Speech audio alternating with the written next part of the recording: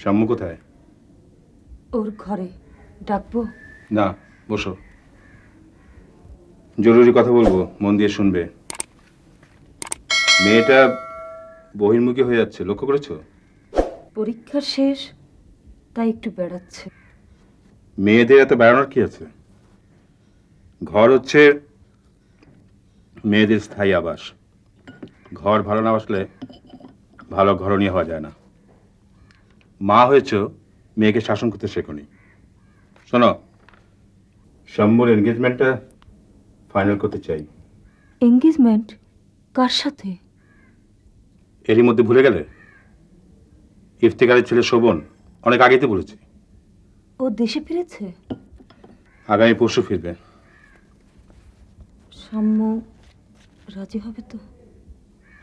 বোকার মতো কথা বলো না, এতে রাজি না হবার কি আছে? শোভন আমার ছোটবেলার বন্ধুর ছেলে, উচ্চশিক্ষিত, স্মার্ট, মানিড।